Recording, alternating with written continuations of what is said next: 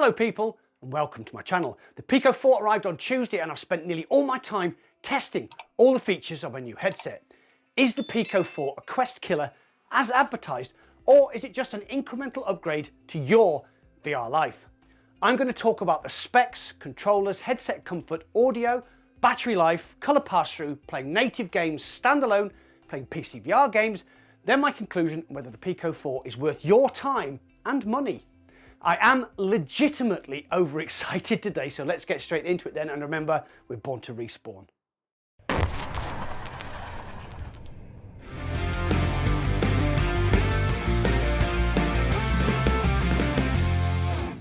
The Pico 4 has been pitched by some people as a Quest 2 killer, which is a bit ridiculous to be honest. The Quest is a great standalone headset, can be used for PC VR, is well spec'd, reasonably priced, and they've sold something like 15 million of the buggers. However, it is now over 2 years old and technology has moved on somewhat. The Pico 4 comes in two flavours, the 128GB which costs £379 in the UK and the 256GB at £449, which does undercut the offering by Meta, so Pico have been very aggressive with their pricing. The Pico 4 contains an updated XR2 chipset, comes with 8GB of RAM, has a refresh rate up to 90Hz and supports Wi-Fi 6.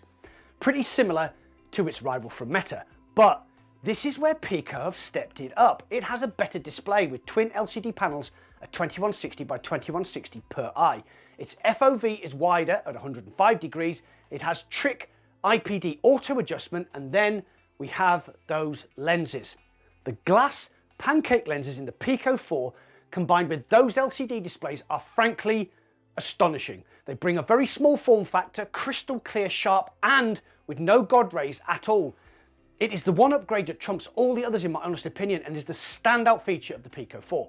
Plus, as a side benefit of those pancake lenses, the headset is small and light, weighing in at only 589 grams compared to my Quest 2 setup with Bobo VR battery strap at over 900 grams.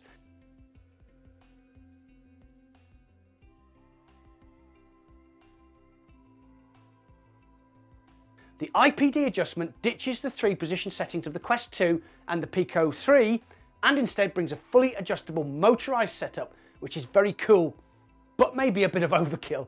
The stated IPD adjustment is 62mm to 72mm, but you can go as low as 58. Just be aware it may pinch your nose. Can I just say that whoever designed the controllers of the Pico 4, the battery pack can be reloaded like a handgun. I've never been so excited to replace a set of AA batteries. Pity they will last 80 hours on one set, but I do look forward to reloading them. Sorry, I meant replacing them. The controllers are solidly built, unlike the Pico 3's very poor controllers. For me, they are very comfortable to hold once I got used to where my hand was supposed to go. I play a lot of FPS games like Contractors, Onward and Into the Radius, so the very cool looking tracking ring did not get occluded in my playtime and the controllers tracked perfectly throughout.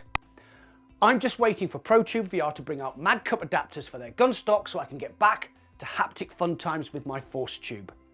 I'd like to talk about headset comfort next, and this is where I had my first problem. Though the headset is very light and sits very nicely on my head, the facial interface is stiff and uncomfortable.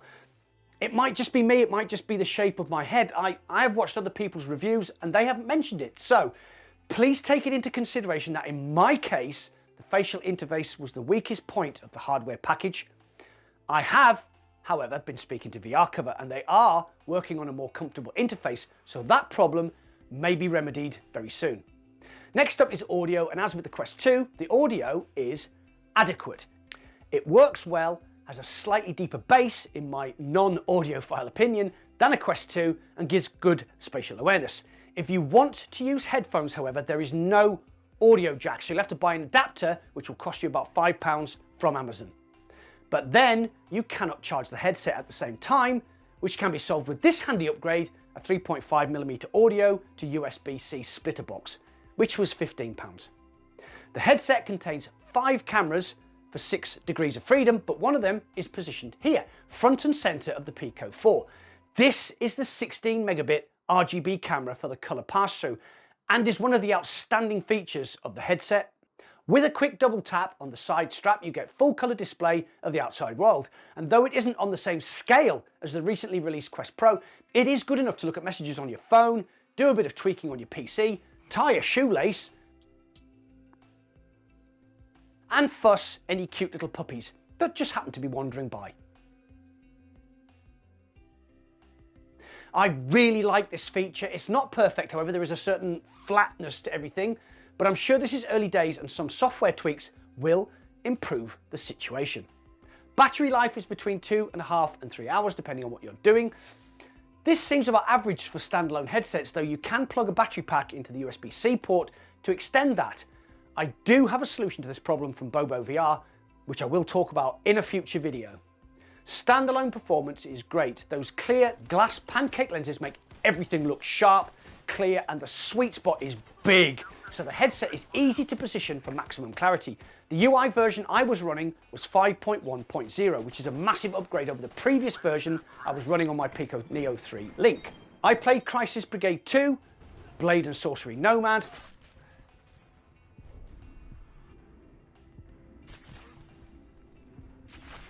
and the lovely people at Resolution Games gave me a key for Demeo.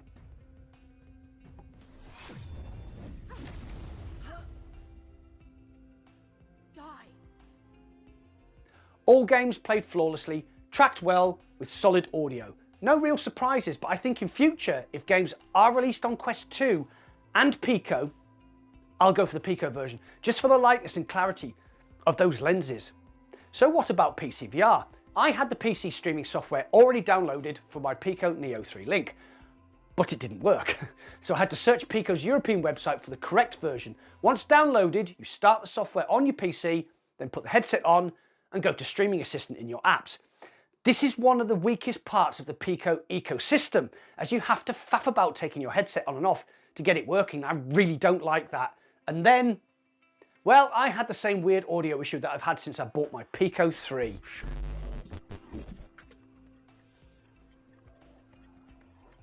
So, I'm going to be controversial here and just say this. Go to the Pico store and invest $14.99 in Guy Godin's flawless virtual desktop app. It's easy to use, infinitely configurable, gives rock solid wireless performance. Once I switched over to a virtual desktop, I had no issues whatsoever. I even live streamed Moss Book 2 on PCVR on launch day with absolutely no issues. I then jumped onto Half-Life Alyx and, well, again, with those two 2160 by 2160 LCD panels and those glass lenses, Valve's masterpiece just popped. It was the best version of Half-Life Alyx I've played. I will be covering streaming on the Pico 4 using a USB-C link cable at a later date, as I want to compare it to the Pico Neo 3's link DisplayPort, so keep an eye on the channel for that video coming soon. Before I get to my conclusion, I have opened up channel membership, so if you enjoy this video, you can now click the join button, get custom emojis, channel loyalty badges, members exclusive giveaways, and help support the madness that is Mac in VR. Thanks. How do I feel about the Pico 4? The lightweight, those pancake lenses, those twin high-resolution LCD panels are outstanding and are far superior to the more expensive and 2-year-old Quest 2. It's not perfect though, the facial interface is stiff and uncomfortable. The decision not to include a 3.5mm audio jack is baffling, and Pico's own wireless streaming is fiddly and doesn't work very well. But these are all issues that can be overcome with a few choice upgrades. So the big question is, should you buy the Pico 4? As always, there isn't just one answer to this, so I'm going to break it down for you. If you already own a Quest 2, only use it for standalone gameplay and have a decent library of games, then no.